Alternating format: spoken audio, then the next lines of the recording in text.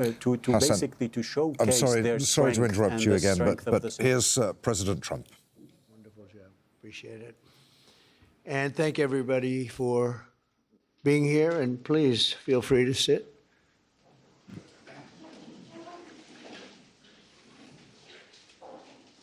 So before we begin this important ceremony, and there's no ceremony that can be much more important than this, let me provide a brief update on Operation Epic Fury. Today, the United States military continues to carry out large-scale combat operations in Iran to eliminate the grave threats posed to America by this terrible terrorist regime. Following our obliteration of Iran's nuclear program in Operation Midnight Hammer a short while ago, we warned Iran not to make any attempt to rebuild at a different location because they were unable to use the ones that we so powerfully blew up. But they ignored those warnings and refused to cease their pursuit of nuclear weapons. In addition, the regime's conventional ballistic missile program was growing rapidly and dramatically, and this posed a very clear, colossal threat to America and our forces stationed overseas. The regime already had missiles capable of hitting Europe and our bases, both local and overseas, and would soon have had missiles capable of reaching our beautiful America. The purpose of this fast-growing missile program was to shield their nuclear weapon development and make it extraordinarily difficult for anyone to stop them from making these highly forbidden by us nuclear weapons. We were the ones that were complaining. We were the ones that wanted it stopped, but everybody was behind us. They just didn't have the courage to say so. An Iranian regime armed with long-range missiles and nuclear weapons would be an intolerable threat to the Middle East, but also to the American people. Our country itself would be under threat, and it was very nearly under threat. I was very proud to have knocked out the Iran nuclear deal by President Barack Hussein Obama. That was a horrible, horrible, dangerous document. They would have had nuclear weapons 3 years ago, and they would have used them. But I'll not let that happen. For almost 47 years, this regime has been attacking the United States and killing Americans. Every time you see someone with missing arms and legs or a face that's been absolutely shattered violently, it was almost certainly caused by an Iran roadside bomb. They were put there by General Soleimani, who was the father of the roadside bomb. Very proudly, he thought, but I terminated him in my first term. This was our last best chance to strike what we're doing right now and eliminate the intolerable threats posed by this sick and sinister regime. And they are indeed sick and sinister. Our objectives are clear. First, we're destroying Iran's missile capabilities, and you see that happening on an hourly basis, and their capacity to produce brand new ones, and pretty good ones they make. Second, we're annihilating their navy. We've knocked out already 10 ships.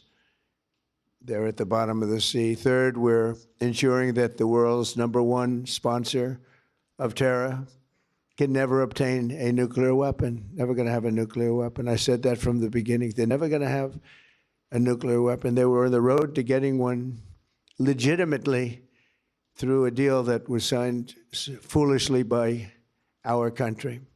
And finally, we're ensuring that the Iranian regime cannot continue to arm, fund, and direct terrorist armies outside of their borders.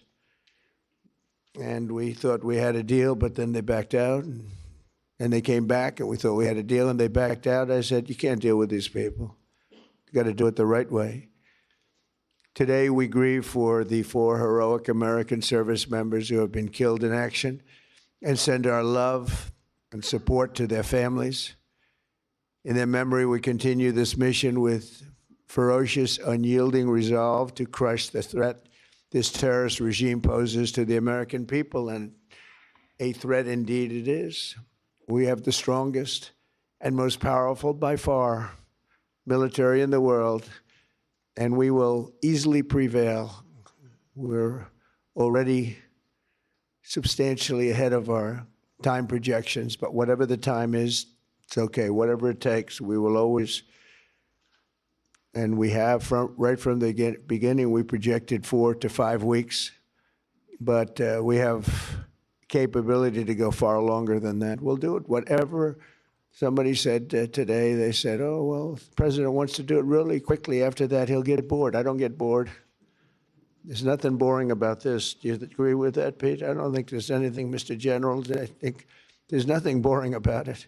Somebody actually said from the media, I think he'll get bored after about a week or two. No, we don't get bored. I never get bored. If I got bored, I wouldn't be standing here right now. I guarantee you that, to go through what I had to go through.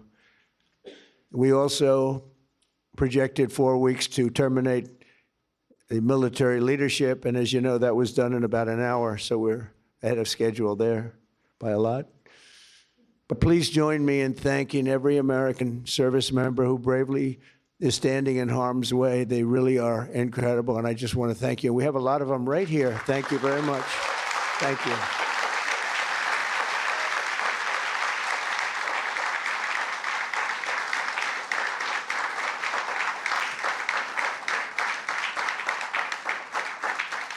Thank you, everybody. We have a lot of great service members here with us, too, in this beautiful building. Isn't it beautiful?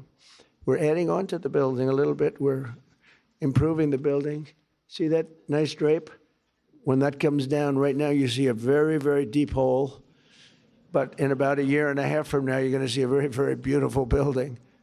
And there's your entrance to it right there. In fact, it looks so nice, I think I'll save money on the doors, because it can't get more beautiful than that. I picked those drapes in my first term. I always like gold, but I think we can save a lot of money. I just saved curtains. But, and it'll be spectacular. It'll be the most beautiful ballroom. I believe it, because I built many a ballroom. I believe it's going to be the most beautiful ballroom anywhere in the world. President Trump speaking for the first time since the U.S. launched its operation against Iran. He said that Iran would soon have had missiles capable of reaching the U.S. The regime's ballistic missile program was growing rapidly, that Iran had refused to cease its pursuit of nuclear weapons, and Iran with nuclear weapons would be intolerable to the U.S. He said this was our last best chance to strike. He said the operation was projected to take 4 to 5 weeks, but that we could go longer. Let's bring in our White House correspondent, Kimberly Halkett, who was listening to the president there. Kimberly, what did you make of that?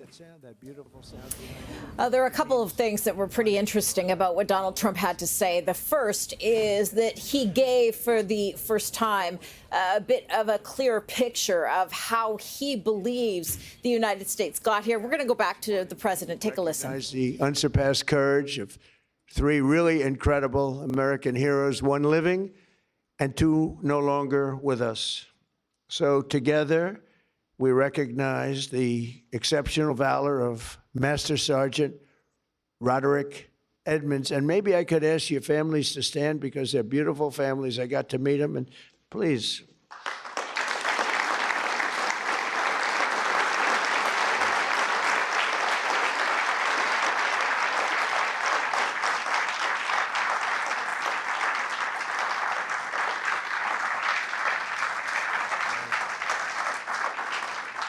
So Staff Sergeant Michael Ollis and Command Sergeant Major Terry Richardson, as they receive our nation's highest military award, the Congressional Medal of Honor. And we're pleased to be joined by Secretary of War Pete Hegseth. He's busy, very busy guy. In fact, I said, if you want, Pete, you can avoid it. General Raisin Kane also, and they said, we don't avoid this one. This is one you wouldn't avoid for anything, right? So we appreciate that you're here. Secretary of Veterans Affairs, who's doing an incredible job, Veterans Affairs, Doug Collins. Doug, thank you. You stand up, Doug. You're doing such a good job. 92% approval rating. Chairman of the Joint Chiefs of Staff, General Dan Kane, who's known as Raisin Kane. I liked him when I heard that name, Raisin Kane. I said, if it's true, you're my guy. And it's true. It just turned out it's very true. He's a great guy and a great general. Secretary of the Army, Dan Driscoll, and Army Chief of Staff, Randy George, thank you. Thank you both, Dan. As well as Senators Tom Cotton, Bill Hagerty. You guys were great on television this weekend. I'll tell you what, can't have a better representative than both of you. Thank you very much.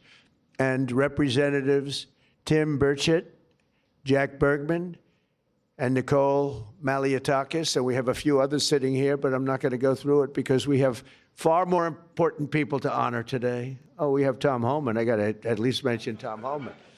I would be, stand up, Tom. What a job. Zero people coming in. We had millions and millions of people pouring into our country now that, I mean, I'm not even sure I can believe this number is zero, but it is given out by Democrats. Democrats from the left, and they're rated for the last 9 months. We had 0 people come illegally through our border. Right, Tom? So I want to thank you very much. And I also want to salute 6 former Medal of Honor recipients: William Swenson, Jim McLuhan, Walter Marm, Thomas Paine, Sammy Davis. That's an interesting guy. Where is Sammy Davis? We have a big story here, Sammy. You've heard that all your life, I'll bet, huh? And Edward Byers. Stand up, please.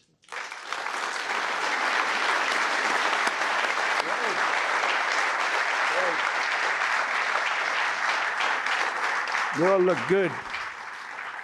We all look good. We remember the ceremonies. All great. It's a great honor. There's no greater. I tried for myself. I've tried numerous times to get one by myself. I keep getting shut down. They say, you can't do it, sir. Bad protocol. Very bad. I would say the worst. But I'm only kidding. You know, I have to say I'm only kidding. Otherwise, the press will come out with, which they actually did once. Donald Trump wants a Congressional Medal of Honor, but he's been shut down. But now you are brave, amazing people. And I want to thank you all. In 1941, Rody Edmunds of Knoxville, Tennessee, enlisted in the U.S. Army and soon rose to one of the youngest master sergeants in the military. In 1944, he sailed to Europe to fight in World War II, and he was so enthusiastic and young and full of vim and vigor. Rody soon found himself on the front lines of the Battle of the Bulge. That was a big one. Massively outnumbered by enemy forces, his 1,200 soldier unit fought valiantly until they were completely overrun. The force was massive on the other side, many times the number. After a 4-day death march, one that was covered very well by the history books, through bitter cold, they were put into a German POW camp. Rody was the top-ranking infantryman in the camp. He was number 1, meaning he was responsible for the lives of his fellow service members. On July 26, 1945, a Nazi SS officer issued an order over the camp loudspeaker, loud and strong. He said that only American Jews were to show up to roll call following this morning. He added, all who disobey this order will be shot immediately. There were more than 200 Jewish American soldiers in the camp, and Rody knew their separation from the group would mean certain death. So that night, he summoned his team and devised a plan. The next morning, all 1,200 American men fell in line together, shoulder to shoulder. Enraged, the Nazi commandant rushed forward, drew his Luger pistol, and pressed the barrel between Sergeant Edmunds' eyes. He barked at Rody. They cannot all be Jews, he screamed loud and again, and staring straight back into the raging face of evil, Sergeant Edmunds replied fearlessly, we are all Jews here. The Nazi officer lowered his weapon and the soldiers erupted in cheers. With total disregard for his own life, Rody had saved over 200 of his fellow service members. Their camp was liberated 2 months later. We're honored to be joined today by Rody's son, Chris. Please stand up as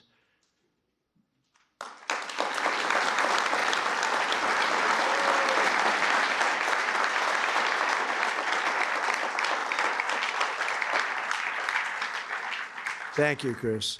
Today, your father gets the honor he so courageously earned. And really amazing, right? It's an amazing story. Congratulations to the family of Master Sergeant Rody Edmunds. The next two we recognize today served in the 1st Battalion, 28th Infantry Regiment of the 1st Infantry Division, better known as Big Red 1. Do you know about that, Pete, right? Command Sergeant Major Terry Richardson, we are honored to have you with us. On September 12, 1968, 102 brave men of Terry's Alpha Company were asked with securing Hill 222 deep behind the enemy's line in Vietnam. They didn't know it at the time, had no idea, but the area was totally infested with nearly 300 enemy bunkers and many, many enemy soldiers, far outnumbering them by at least 4, 5, even 6 to 1. As Terry led Lima Platoon up Hill 222, the enemy launched an ambitious and violent attack, unleashing a withering fire of machine guns and rocket-propelled grenades. Just didn't stop, just kept coming. Pinned down in hell on earth, Terry summoned unimaginable courage. 3 times he exposed himself to enemy fire to rescue severely wounded comrades, and 3 times he dragged them back to the group. Terry soon realized that the 82 remaining men had one chance of survival. That was air support. Acting without regard of his own life, he grabbed a radio and charged up Hill 222 alone. He needed to be there. It was the only place you'd get reception. He withstood a storm of enemy bullets, eventually reaching the top, where he spent the next 8 hours calling in tactical strikes, completely exposed. An hour in, an enemy sniper shot rang out and the bullet tore through his right leg violently. He was in bad shape, but Terry disregarded that and pushed through. And after 7 more hours of calling in American fire from above, the enemy retreated. Later that day, his team found him with both eardrums totally ruptured and a mangled right leg and foot, but still barely living, but living nevertheless. Due to Terry's actions above and beyond the call of duty, 82 men, Alpha Company, survived this battle, including 2 in this room, Norm Meyer and Dave Himmer. Where are you? Can you want to stand up, Norm and Dave? Where's Norm and Dave? That's pretty cool.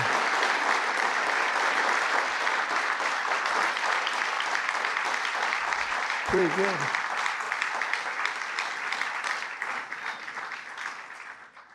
And that story is 100% correct, isn't it? Huh? See, pretty. It's how much have you paid him over the years? Have you said take everything we have? We wouldn't be here, right? That's great. That's a great story, Terry. Today you enter the ranks of the bravest warriors ever to stride the face of the earth. Please stand up, please. Thank you.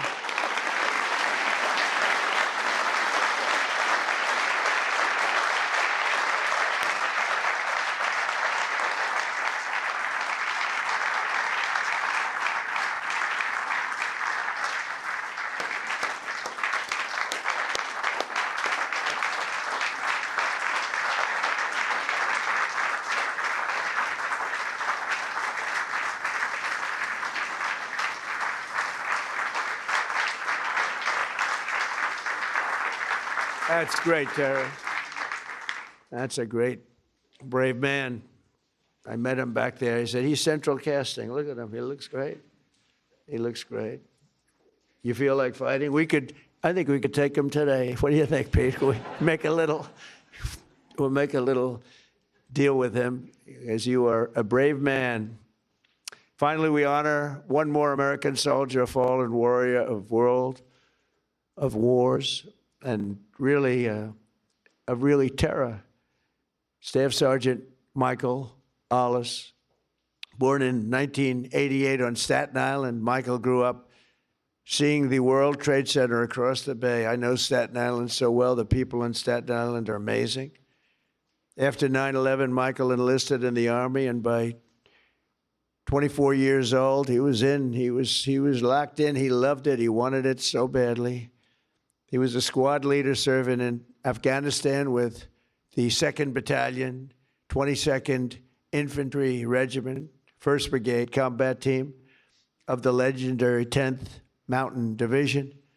On August 28, 2013, terrorists detonated a 400-pound car bomb on the east wall of the forward operating base, Ghazni, ripping open a 60-foot wide breach into a compound that housed NATO coalition forces, a lot of them. 10 Taliban fighters wearing suicide vests swarmed through. From across the compound, Michael saw the pillar of white smoke rising and ran to join the fight, rushing without his gear, wearing almost no gear, no Kevlar helmet, no body armor, just one magazine in his rifle. Along the way, he encountered a Polish soldier, and together they advanced under heavy fire, very, very heavy fire. At one point, shrapnel ripped through the Polish soldier's legs, rendering him unable to walk, very, very severely hurt. In that chaos of gunfire, explosions, and charred human remains, a terrorist insurgent appeared, rounding a corner with his suicide vest, fully armed, and you could see it. It was going to happen. He charged the wounded Polish soldier without hesitation. Michael raised his gun and forced himself between the insurgent and the man he just met, shielding him with his own body. He knew it was going to happen. He shielded him with his own body. You know, bravery's amazing. You never really know who's brave, who's not, until they're really tested. We think some people are brave, Pete, and they're not. We think others aren't, and they are. You never know. But he was tested. That's called the ultimate test, right? And at perhaps his final heartbeat, Michael fired his weapon, and the terrorist detonated his vest simultaneously. Staff Sergeant Ollis was killed just weeks before his 25th birthday, and nobody was any more brave than that. In his final act on earth, Michael absorbed the blast, sparing the life of that Polish warrior, who we are grateful to have in the room with us today, Second Lieutenant Carol Sierpika. Carol Sierpika. Where are you, Carol? Hey.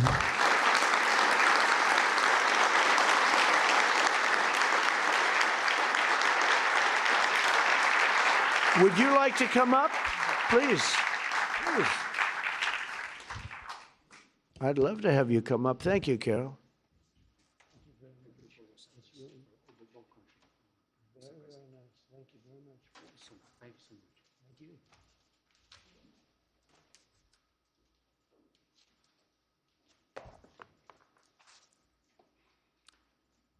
Mr. President, Minister of War, my Minister Polish of National Defense, distinguished guests, everyone gathered here today, dear my Basia, Michael, and Jacob, especially dear Linda and Robert, and the entire Ollis family. What do you have that you did not receive? This is how I would like to begin these few words, to speak to you all here. In this special place and on occasion of this incredibly important ceremony, one that is significant for many, but truly especially exceptional for me, is a particular privilege and a great honor. Above all, however, it is my commitment. It is a part of my new mission, which began 13 years ago. A soldier is not something you are from time to time. It is who you are forever. It is just like you are not a mother, a father, a sister and brother, or as only for a moment. These are not roles given to us for a while. All right, we're going to leave that Medal of Honor ceremony in Washington there to bring in, once again, our White House correspondent, Kimberly Halkett. Kimberly, before the ceremony began, President Trump said some words about the operation against Iran, saying that they projected that it would take some 4 to 5 weeks, but that they're prepared to go much longer. What did you make of it? Yeah, that's right. This is significant because this is the first time that the U.S. president has spoken live before reporters. When he returned on Sunday evening from Mar-a-Lago, where he was when the Iran strikes began, what we know is that he avoided the reporters and their questions.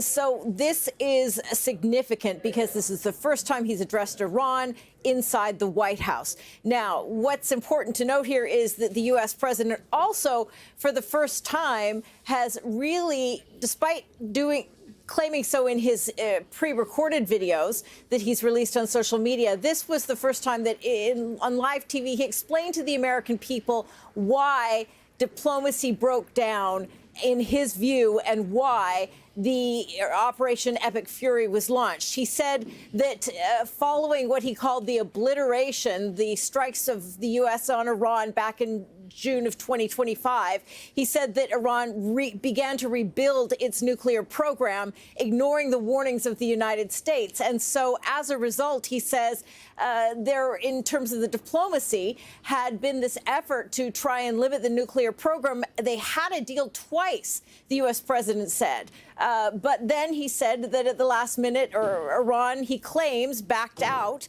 And he said, I can't deal with these people. And that's why he decided to initiate the attack. So what we know is that he is also justifying this attack, saying that, in fact, Iran was using its conventional ballistic missile program to shield the nuclear ambitions. He also said that they would soon have a missile that would reach the United States. And that's really important because the intelligence that's been provided publicly so far suggests that there was no imminent threat. In fact, the earliest that Iran could have had that weapons program that would allow for a missile that could do devastation of the scale the president is suggesting would be 8 years at minimum. But the U.S. president says instead that it was the last best chance for the United States to strike, and that's why he launched the mission. All right, Kimberly, for the moment, many thanks. Our White House correspondent, Kimberly Halkett. The president is still speaking. Let's listen in once again. All three families, I said, good. I see some of the young ones today. And I said, you have good genes. They were asking me, what does that mean? I said, don't worry about it. You'll figure it out. But you have the best genes you can have, actually. So thank you for giving America your beloved son. And now I would like to ask the military aide to come forward and read the citations, and then we will do the honors. Thank you all very much. This is a tremendous honor for me to be here. Thank you. Please, military aide. OK, we're going to leave that ceremony once again and move on. We'll come back to it if President Trump says anything that we think that you ought to hear. This is Al Jazeera.